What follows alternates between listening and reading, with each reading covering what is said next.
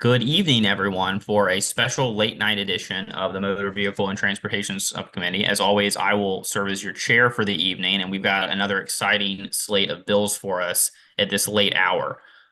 We are going to start with House Bill 163. There are no amendments, so I can probably just share my screen on the original bill. This bill deals with out-of-state motorhome and recreational trailer vehicle show permits. Um, so let me share my screen. This bill should be intimately familiar to everyone because we actually passed a very similar version last year. This deals with the ability of out-of-state sellers of recreational trailers to be able to come into the state of Maryland and not sell their trailers, crucially, but as you can see here in line 4, display or exhibit their motor homes or recreational trailers at a vehicle show for motor homes or recreational trailers in Worcester County. If you keep going down here, you'll see that the administration is responsible for determining the duration of the permit. And you can see here that the administration can suspend or revoke the permit if the administration determines the permit holder is out of compliance. Essentially, here, the idea is that Ocean City wants the ability to have a more robust show for these recreational trailers. This bill was passed by both chambers last year, but it was vetoed by the governor. The sponsor came back with some changes to the bill that my understanding is that the administration is now okay with. And one of the touch points here is making sure that these out-of-state dealers cannot sell in Maryland. Another touch point has been whether or not Delaware, which is where most of these folks are coming from, if not all, is ever going to offer reciprocity to Maryland. And this here, let's see.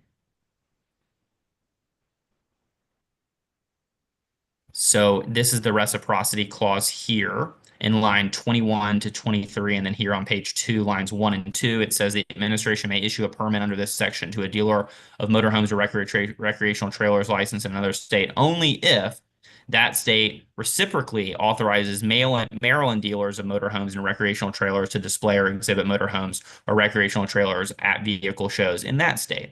So this has been one of the touch points of the bill. The idea that if we want Delaware folks to come here, they need to let our folks here in Maryland come and show trailers up in Delaware. So the bill is clean. We don't have any amendments. That's the basic explanation of the dynamics up to this point. Patrick, have I missed anything? No, you got it all right. All right, Delegate Morgan. Thank you, Mr. Chair. The sponsor's okay with that amendment? There's no amendment. The sponsor actually the put this in the reciprocity. original bill. Yeah, the sponsor is great with this version of the bill. I will note there is still some discontentment of folks I've heard from the in-state dealers who still don't like the bill despite the reciprocity agreement. But the sponsor is indeed very much in favor and has been hitting me up to remind me about this bill throughout session. Move the bill. Second. All right, any further discussion on House Bill 163? Seeing none, all in favor of House Bill 163, please raise your hand or signify by saying aye. Aye. Any opposed? House Bill 163 for the second year in a row will receive a favorable recommendation for the subcommittee. We're now going to move on to House Bill 234. Let's see. House Bill 234 is going to be very familiar to everyone here because we've discussed it now 3 or 4 times, but this time there is an interesting wrinkle that I will tell you guys about. So as you'll all recall, this bill is a follow-along piece of legislation from last year's Sarah Lankenkamp bill that Chairman Love carried, and it would have authorized, her bill authorized judges to issue jail time not exceeding 2 months. That doesn't mean they have to, but they can sentence people to jail time if that person violates some part of the motor vehicle article and then either seriously injures or kills a pedestrian who's in a bike lane. So that's currently Maryland law. We passed that last year. This bill attempted in its original form to expand that same more stringent treatment to folks who harm other vulnerable road users, which, as you can see laid out here, vulnerable road users, which is already defined, are a variety of types of people who are just vulnerable, who are abiding by the law. They're not doing anything illegal themselves, but they are either in sidewalks or they're workers in the median, or doing some kind of in some sort of work zone, or they're providing emergency services. All these folks, the original idea from the sponsor was to essentially just add them to the bill that we already did. However, as you all will recall, that movement ran aground in this subcommittee as multiple of you spoke to us about your concerns about the lack of mens rea, the lack of any sort of guilty conscience, and then us providing jail time. Now, as we also recall, any bill that has less than a year of jail time, if it's transportation related, we get. And the threshold is generally a year or more judiciary gets. So that's the dividing line here between the committee's jurisdiction. What we've done here is here in line 14 and 15. We have taken a provision from an old Delegate Lafferty bill, which initially tried to create vulnerable road users. This is based on some law in other states, to essentially give this a bit of a mens rea, which is that under this amendment, the only way you could be eligible for jail time, and our understanding from judiciary and practitioners and advocates in this space, is that really the only people that are ever imprisoned are kind of the worst of the worst anyway.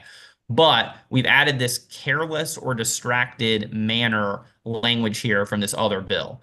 The idea here is that if there was a lot of concern about, well, what if someone runs you off the roadway and it's strict liability, and now you're in the sidewalk, or now you're in a work zone, and it was not your intent, but someone ran you off the road.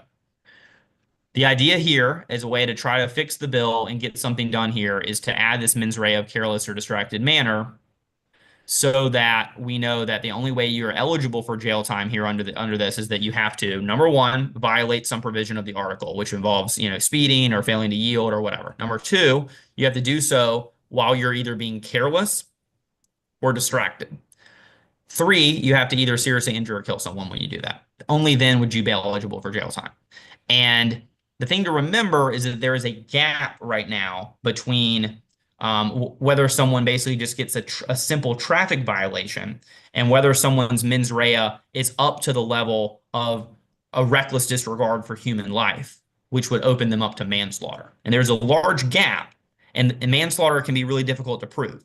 And so the reason for this bill is that there is a large percentage of people, including the person who killed Sarah Langenkamp, who are clearly doing something that's more culpable than just kind of a totally accidental, totally freak accident, but they're not quite reaching the level that they need to be reckless and disregarding human life.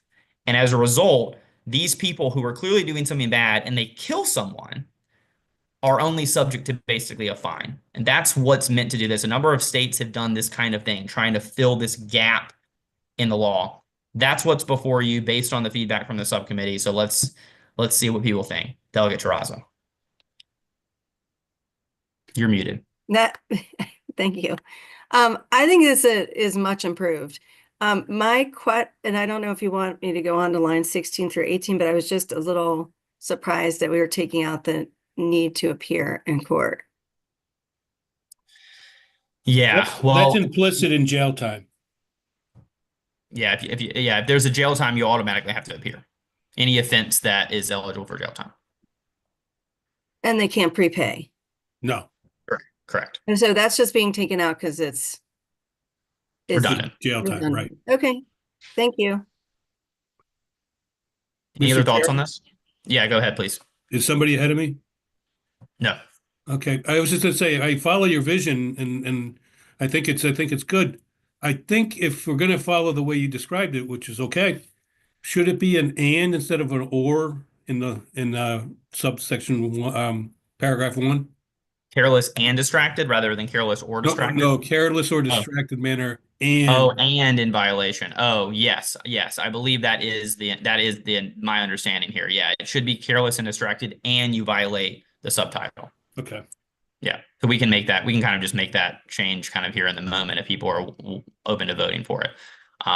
Delegate Ziegler, our very hardworking colleague, just came from the other subcommittee and joining us. Just catching you up, Delegate Ziegler. What we've done here to this bill from Delegate Stein is to add a mens rea requirement here to his bill about causing serious or injury or death to vulnerable road users. Here we've added in a careless or distracted manner, someone violates any provision of the title. So they're careless and distracted, and they break the law in some way while careless or distracted. If they do that, they don't have to be reckless, which is a higher standard. But if they're careless or distracted, then for the first time, and they kill or seriously injure a vulnerable road user, they would be eligible for jail time up to 2 months. Delegate Davis. Thank you. Vaughn, you said you've seen this someplace? I have never seen this terminology of careless and distracted. You've seen it in... Yeah, I have. So this has been, I forget the states exactly. I can probably get that list to you before either the full voting session or our next subcommittee. But this version of this idea has been done by other states. And so this conversation we're having about filling the gap between kind of simple traffic violation and reckless disregard for human life is a conversation that a bunch of different states have had. Some have kind of gone in the direction that we did last year on the bikes. Others have gone in this somewhat, I think, more circumspect direction. So that's where we're getting this from. I mean, we're actually getting it directly from Delegate Lafferty, but he got it from other states moving in this direction. Okay, so it's defined in Maryland law. Yes, careless. How do you prove careless and distracted? Yeah, Make that's your a good arguments. question. Make your arguments. Okay. Yeah, I mean, a prosecutor would have to have some sort of evidence that someone was careless or distracted, just like you'd have to have for the basic distracted driving provision of the law right now, right? And generally what that's going to be is either camera or eyewitness footage of someone on their phone. I mean, that's the most straightforward way that you can prove this. Otherwise, unless someone admits that they were careless or distracted, it's really difficult to prosecute these things. Which is part of the problem. I mean, it's really, really difficult to hold anyone responsible for doing something that most people would consider punishable. So that's where we're at. Delegate Terrazzo.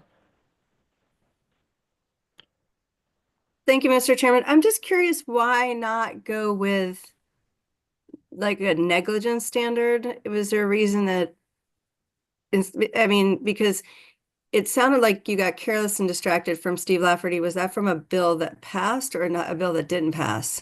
It was an early iteration of the vulnerable road users bill that did ultimately pass, but the version that he put in did not pass. I think it passed the House.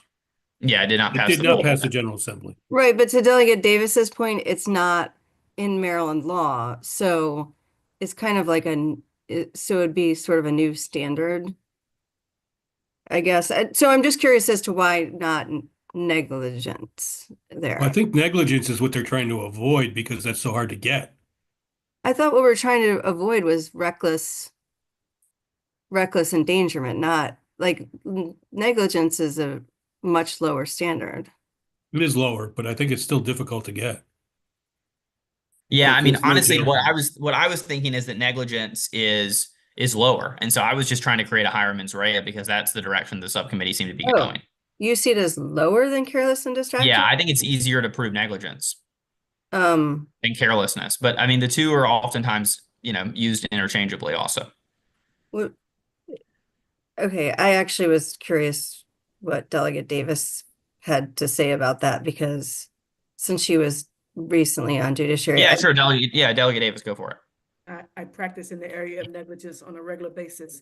I don't know why you don't say negligently does something. That's You think that okay? Yeah, I mean, I'm totally open to that. Term of art that we already use as already we know how to prove it in court. Simple negligence. Yeah. Okay. Cool. All right. I appreciate that. Yeah, I really do. I appreciate that. That very much. Delegate Healy. Sorry, I caught you mid-bite. You're muted also.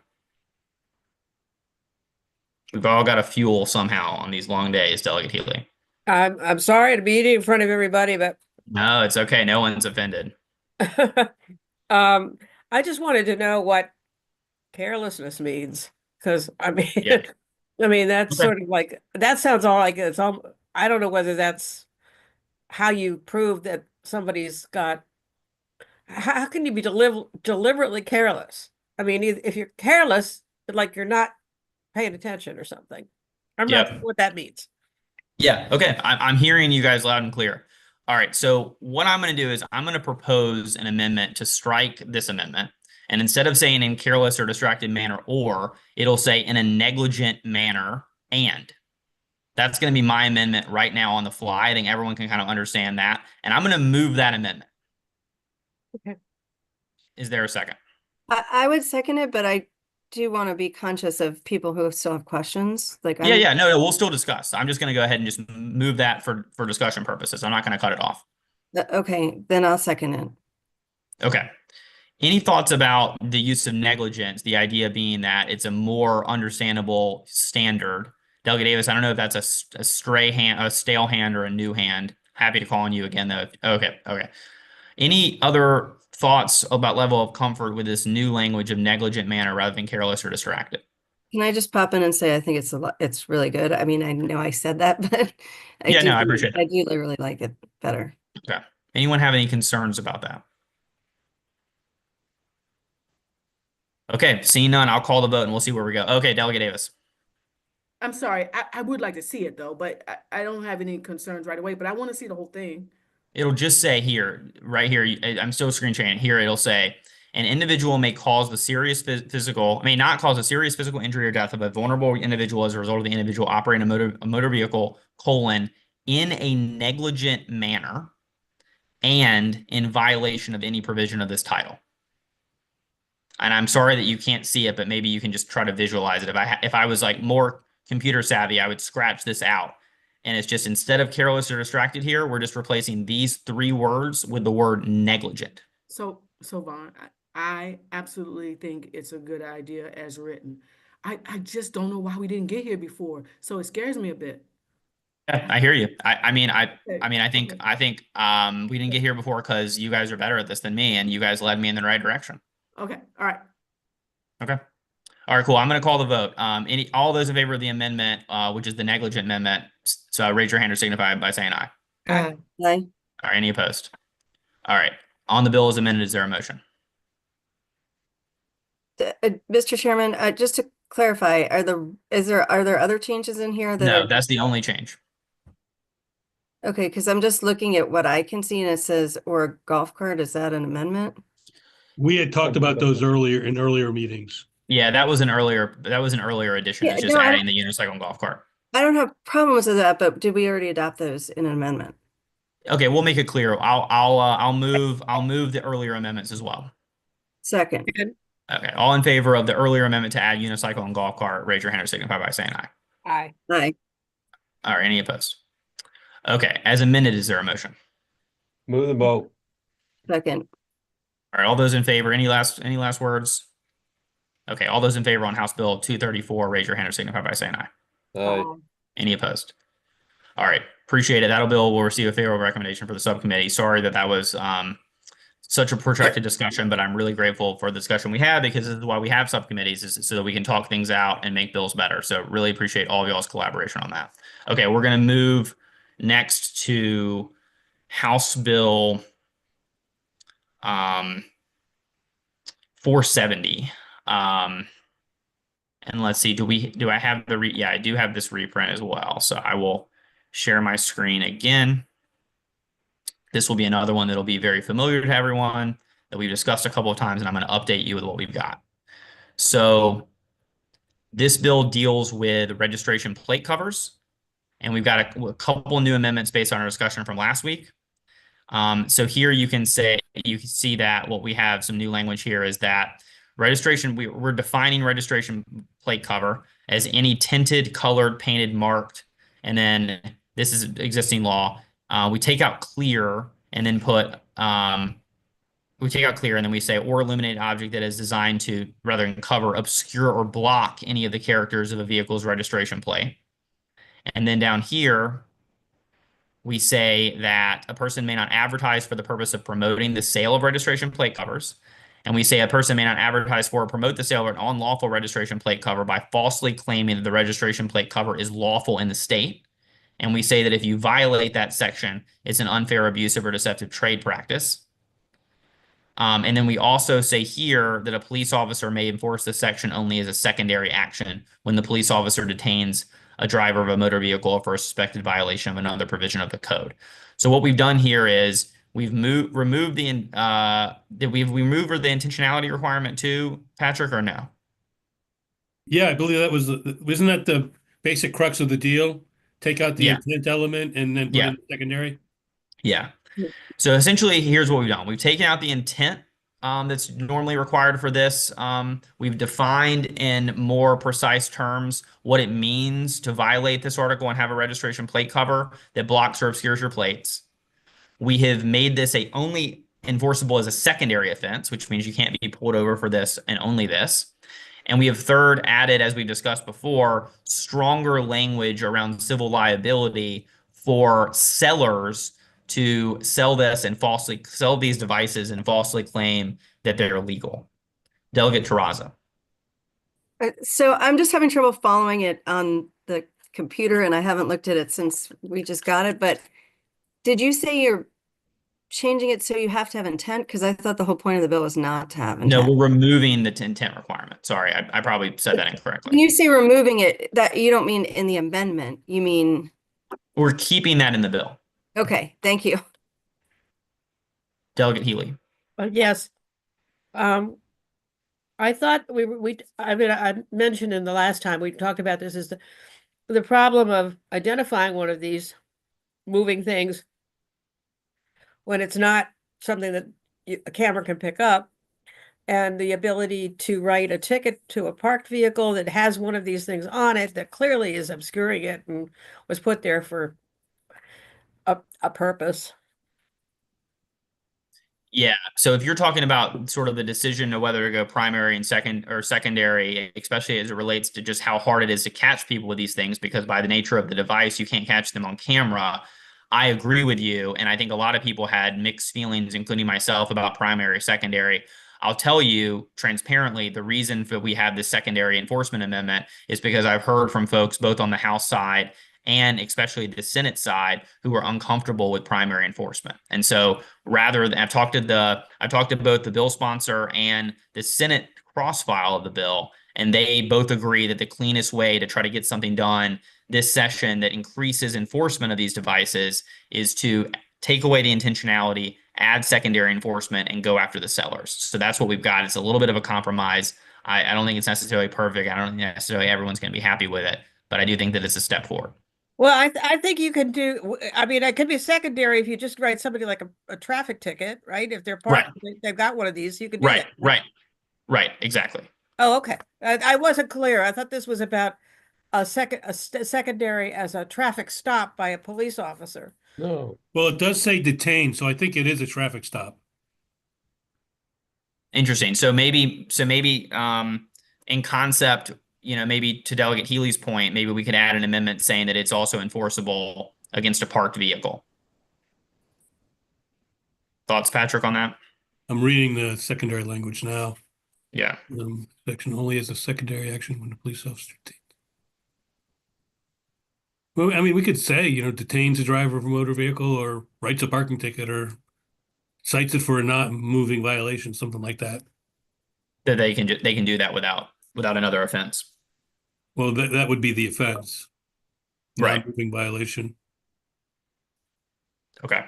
So yeah, we can take some thoughts on that possibility of a change too. Delegate Terraza.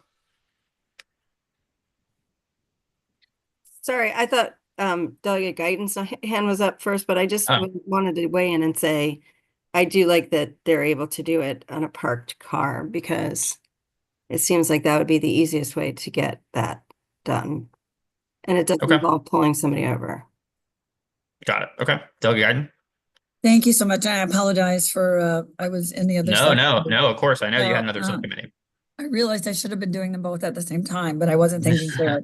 But I Yeah, I feel pretty strongly that just stopping them for another offense on the road is not enough, and that we have to allow them to actually get them for non-moving violations as well. I mean, I'd like for it to be a primary offense, but I don't think we're going to get that. So that would be a happy medium.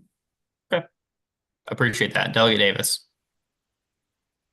I guess my question is for Patrick. If we just said that it was a secondary traffic stop, I think that makes it clear that you can write a ticket for a car that's already stopped, right?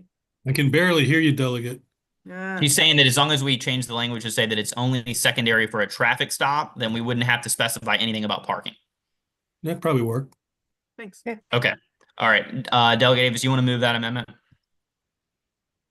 So moved. Second. Okay, second. All right. So we're going to vote first on the change to this provision here about the secondary offense. And so this motion is going to be, it's a secondary offense, but with altered language. Again, we can kind of imagine in our mind where it's secondary just for a traffic stop. And we think that that will make clear that our intent is that it's not secondary for other stuff. Delegate Guyton disagrees, though. What do you think?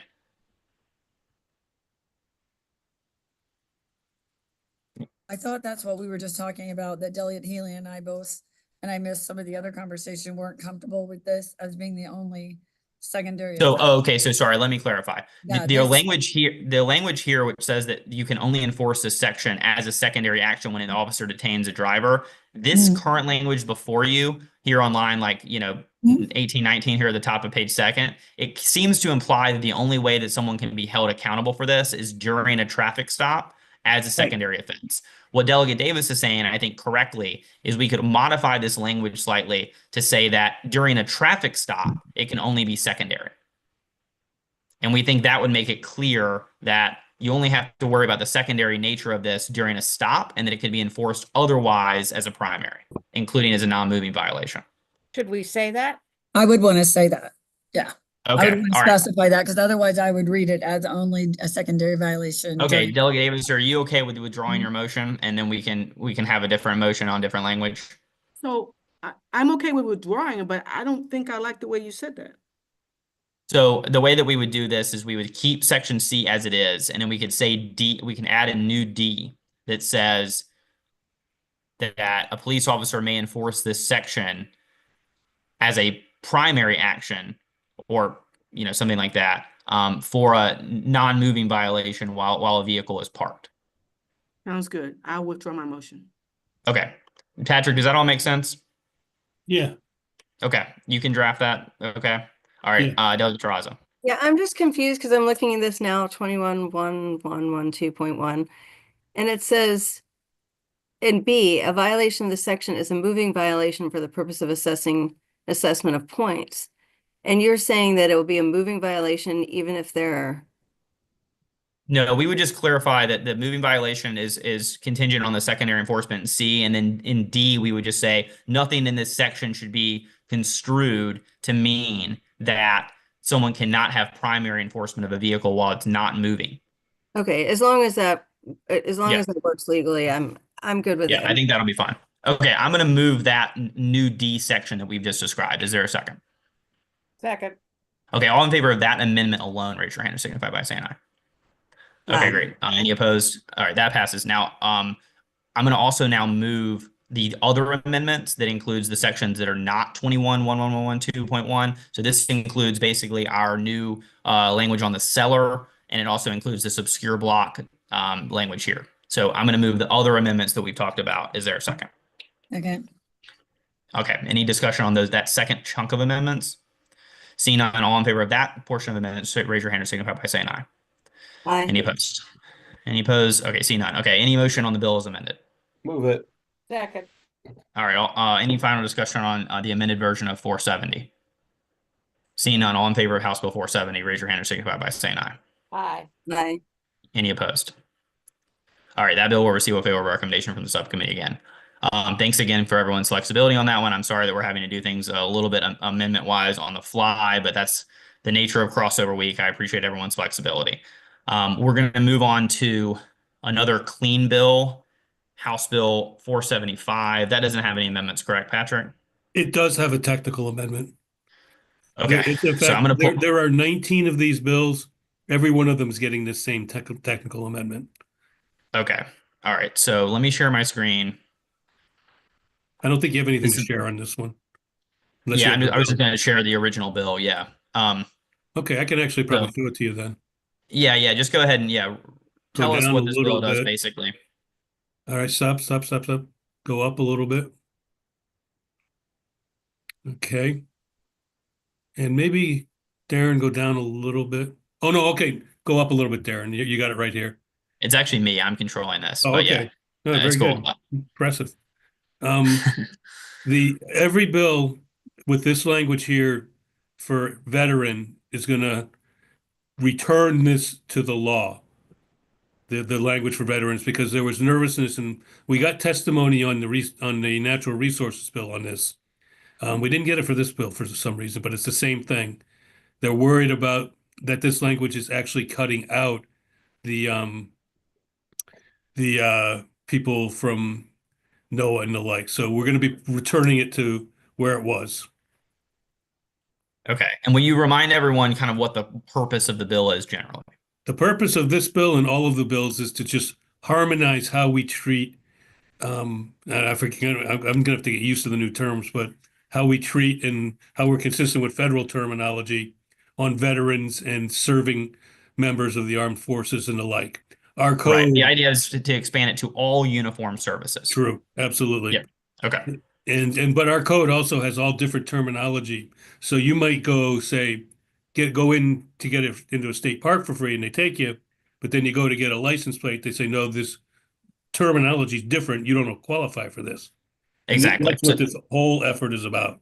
Yes. So there's this bill, but there's also a number of bills that HGO has had, and there's like a collective House of Delegates effort this session to try to just hone in on what a veteran is so that we don't have this mismatch across the code. That's what the bill is.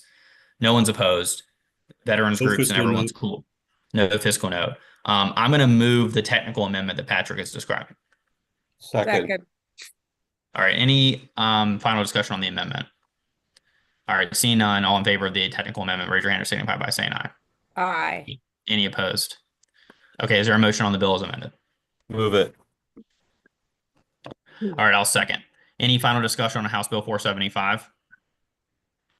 Seeing none, all in favor of this bill to harmonize the definition of veteran in the code, raise your hand or signify by saying aye. Aye. Any opposed? Okay, that bill will also receive a favorable recommendation from the subcommittee. Let's move on to House Bill 644. This, just a second. I want to ask Patrick one question about that because sure. I just had a discussion in local government with about a local bill that has the local governments giving veterans preferences in hiring. Should he be also coming up with the same technical amendment? It's a good It's an question. enabling legislation for local governments. It's a good question. I would see these bills that we're dealing with here tend to focus on state benefits for veterans. Like Okay. it doesn't really go into like the Veterans Administration and the like.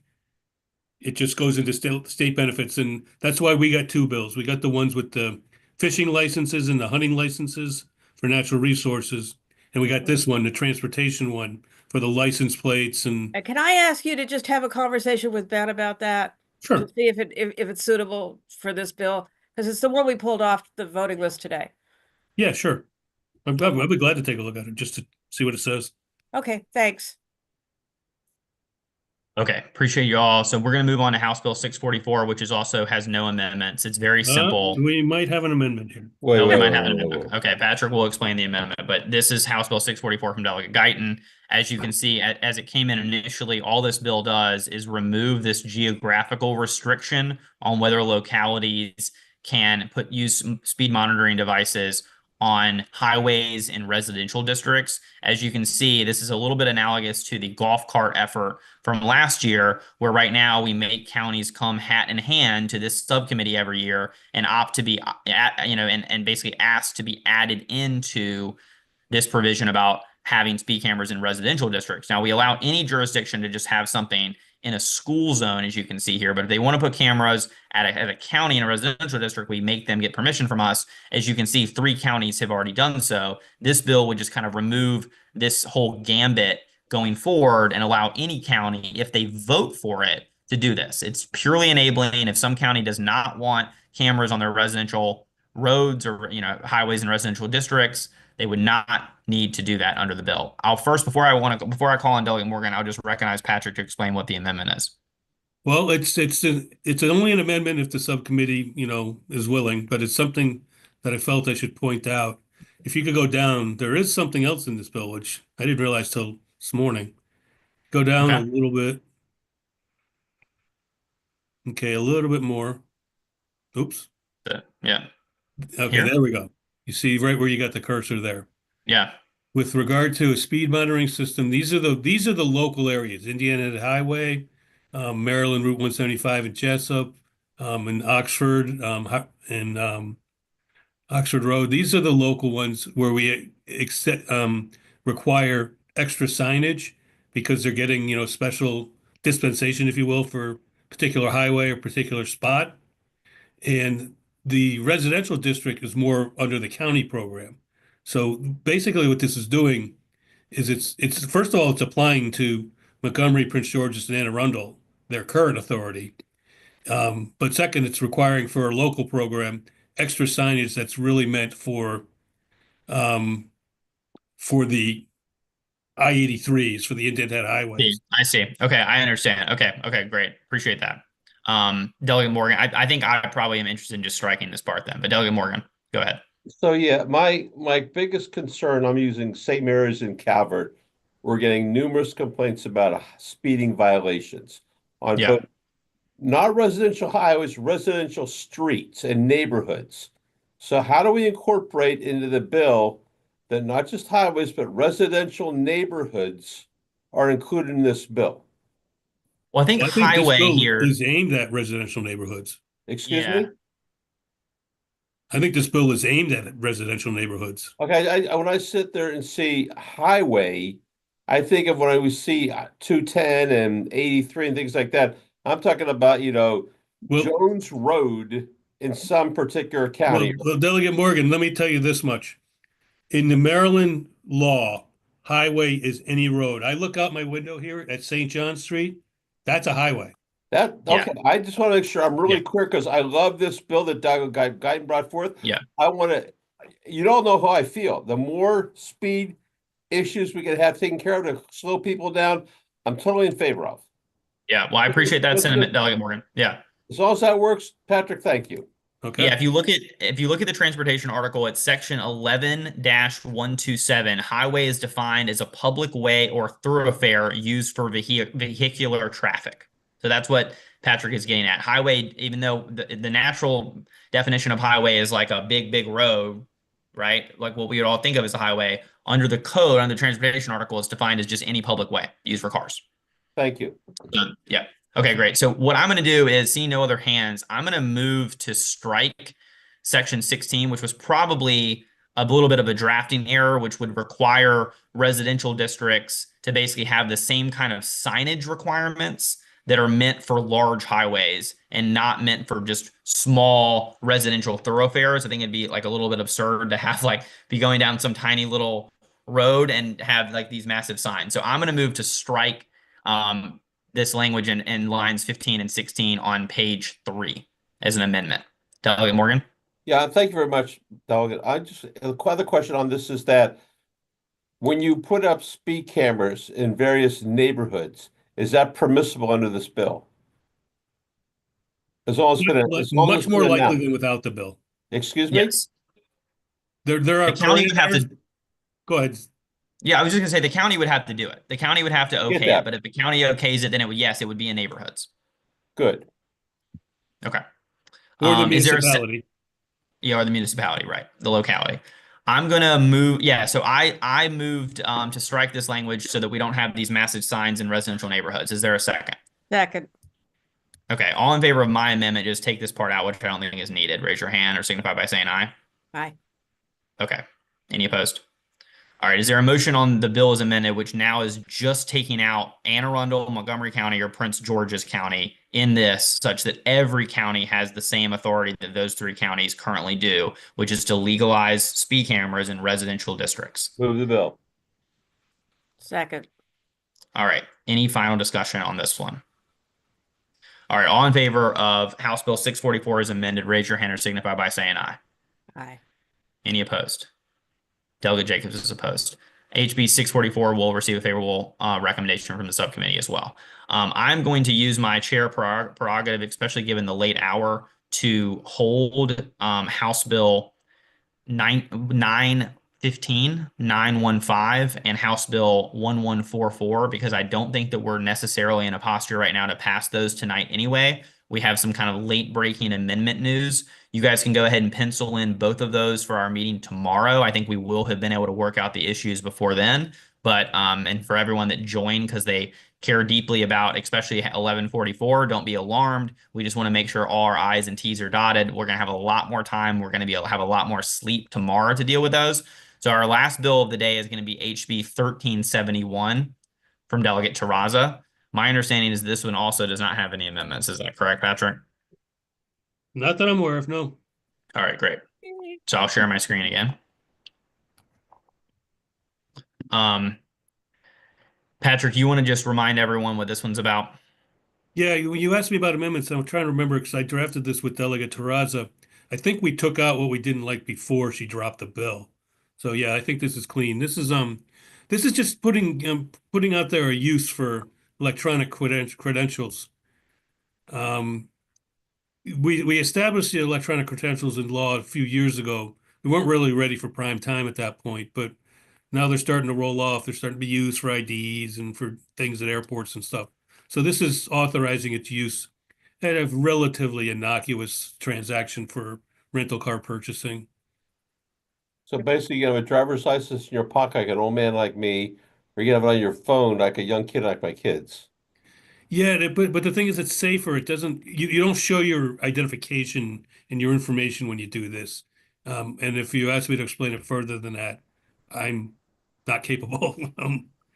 It's technology is what it is, really. Let me ask this question. When I go to a bar and they say, show me your driver's license, and I'm 69 years old, are you saying when I flash up this little computer screen, it doesn't know how old I am? I think that's the idea. It's not going to get your information. It's not going to know you're Todd Morgan. It's going to know through a code that you are over 21 years old and that you're not on a don't fly list, that type of thing. The bill sponsor is here to save us from our own Ludditism, Delegate Terraza. Thank you, Mr. Chairman. I was just going to remind you, I don't know if you were there for the hearing on this, but we were demonstrating, I demonstrated with my assistant, and but you probably couldn't see the screen from up close, but it basically says you're over 21. Without saying you're Jen Terraza. Right. Well, it doesn't give like the, well, you have to verify that it's you because it looks at your face. So Okay. it's not like somebody else can just hold something up that says I'm over 21. It's actually pretty cool technology, frankly, I think. And the other thing is that means you're not showing like, the guy at the door at the bar, your address and all your other personal information or your exact age, although I don't care if anybody knows my age, but some people don't love that. But it is much more secure and much more private. And this is like a first step in this Yeah, it's just a technology. way to have some place in the law where we can actually use it. Right. Makes sense. Okay. Any other further discussion on this? All right. There's no amendments. Is there a motion on the bill? Move the bill. All right, I'll second it. Any final thoughts on House Bill 1371? Delegate Davis. I just have a question. Does it replace the digital driver's license that we have? It's just I a think- use, I sorry. think this is it, isn't it, Delegate Yeah, Terraza? this is just more uses, right? It's just a use. The police aren't accepting it yet. So Right. With your um, digital driver's license, you still have to have your physical driver's license with you. It just hasn't advanced that far yet. So this is what this is. It accepts. it is the same thing. It's the Thank same, it's the same thing. It's just Yeah, a use, I have mine too. Thank a you. legal use for it. All right, thank you. Okay, any final thoughts? It's been moved and seconded. Seeing none, all in favor of House Bill 1371, clean, straight, favorable, raise your hand or signify by saying aye. Any opposed? All right, House Bill 1371 will also receive a favorable recommendation from the subcommittee. Really appreciate everyone's time. Sorry that we went all the way up almost until 10 p.m. Crazy day, one of the craziest I think we've all had in the Environment and Transportation Committee, but really appreciate everyone's thoughtfulness even at the late hour. We will continue with more subcommittee subcommittee work sessions both tomorrow and Thursday, but not as advanced of an hour. So appreciate. Mr. Yeah. Chairman, just to let everybody know, and you know, we have way less witnesses tomorrow than we did today. Yeah, we do. Yeah, tomorrow, the bill hearings tomorrow are going to be significantly reduced. So we're going to have a lot more time to have subcommittee meetings kind of baked into the day around the two sessions rather than just at the very end of the day. So it'll be a lot easier of a day. You can look forward to that, and I will see you then. Hey, Delegate Stewart, Yep. before you leave, since I was detained by Natural Resources Subcommittee, what'd you do on 84, 163, 234, 470? I'll go We- through yeah. it, Mr. Chair, if you'd like. Yeah, go ahead. I mean, you Right, just tell me if you voted them out or not, or whatever. Well, 470, 234 were voted out with amendments. 163 was voted out clean. And 84 was actually on full committee today. Yeah, we didn't take up 84. Okay. Yep. Thank you. Yeah, and appreciate all y'all who had to do double duty tonight.